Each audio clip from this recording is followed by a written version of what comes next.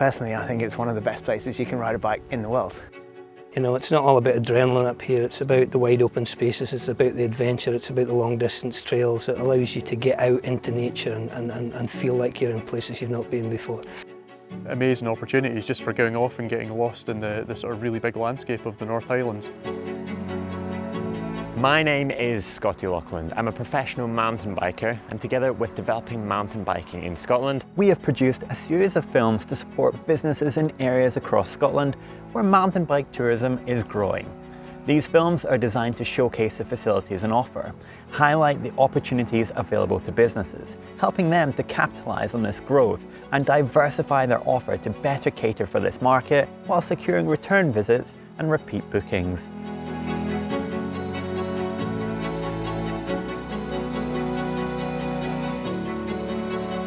In this film, we visit the North Highlands.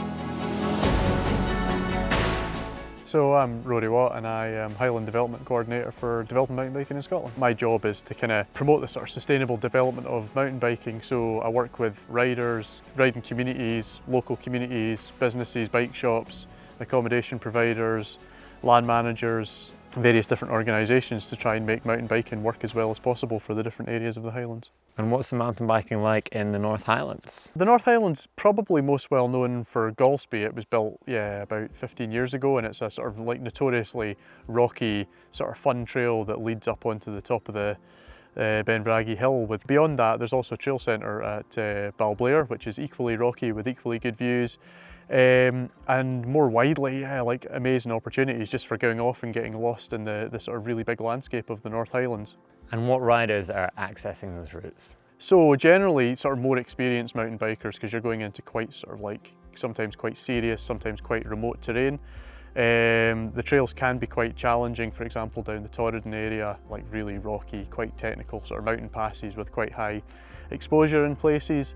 But it's not all like that. There's a huge network in the sort of like the more North Highlands, Sutherland area. There's a huge network of sort of Land Rover tracks, forest tracks, estate paths that link up different communities and take you across that big landscape. How can local businesses in the North Highlands welcome more mountain bikers? Well, I think that the good thing about mountain bikers, particularly in the North Highlands, is they're just another group of people who love the outdoors. And what we keep hearing from various different businesses in the North Highlands is that they're the really important customers. They're not specifically mountain bikers, they're not specifically hill walkers, they're just people who love the North Highlands, who just love the landscape, love the scenery, love the coastlines. And bikes might just be one of the vehicles they use to explore that landscape. The Highland welcome is infamous, and that's partly down to the accommodation providers. But for visiting mountain bikers, what facilities do they need? Let's find out from a hotel that regularly hosts mountain bikers from around the world. So I'm Karen, and myself and my husband David are the owners of beautiful Kinloch Hotel where we are today.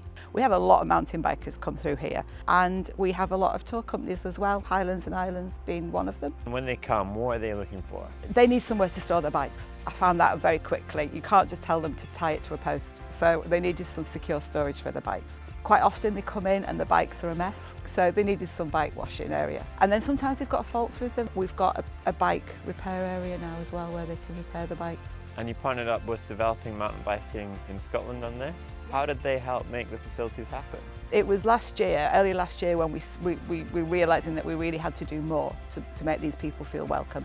And after talking with Rory, we had a walk around the facilities, and we decided that a good bike shed would be what would be needed, the first thing.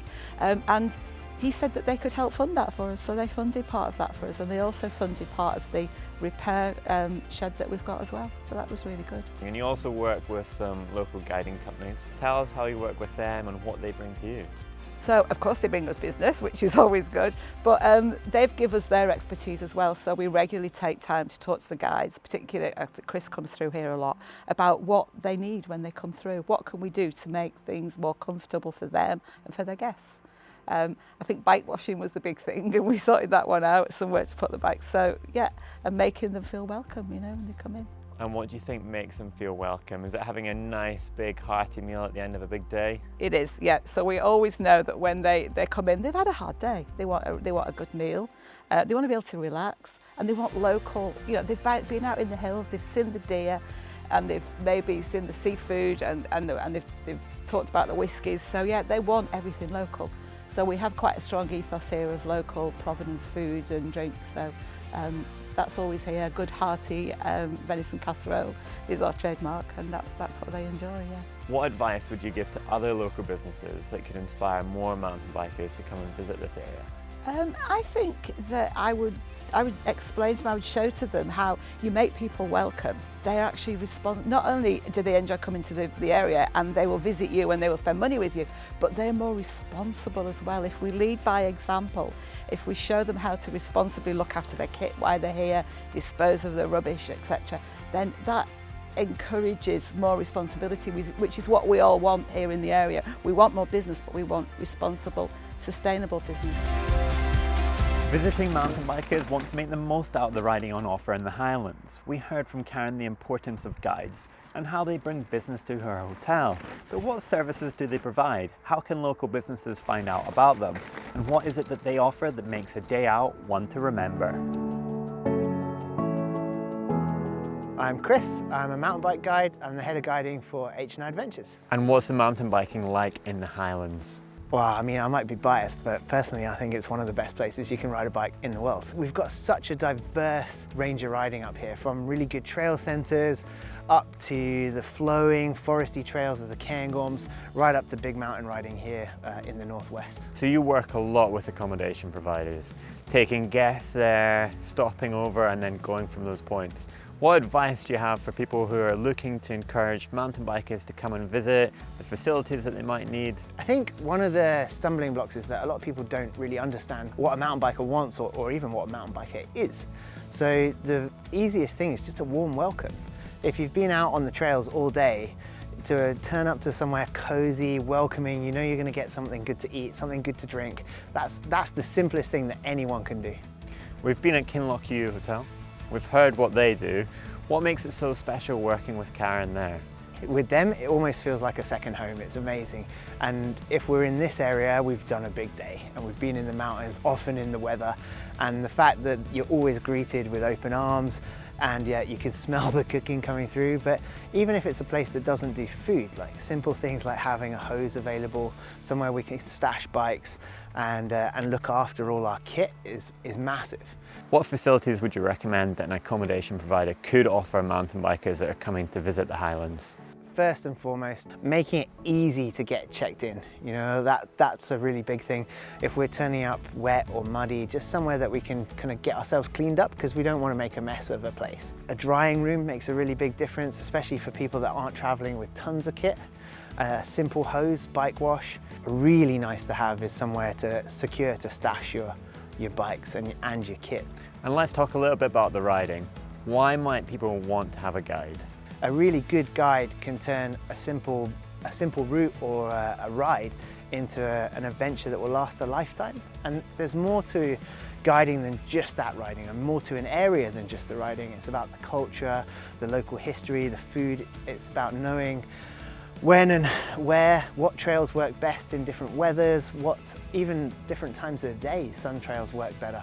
And then all those little extra bits of salt and pepper on top, things like this is the local beer and this is what tastes best, or this spot serves seafood that's come just straight off the boat. Where could an accommodation provider, as an example, get information where they could actually find a guide that they could offer to guests? DMBinS has a list of providers of mountain bike tours, guiding, and also connecting with bike shops. You know, I think for a lot of accommodation providers, if they were to get in touch with the local bike shop, it's about those relationships between people that are mutually beneficial for everyone.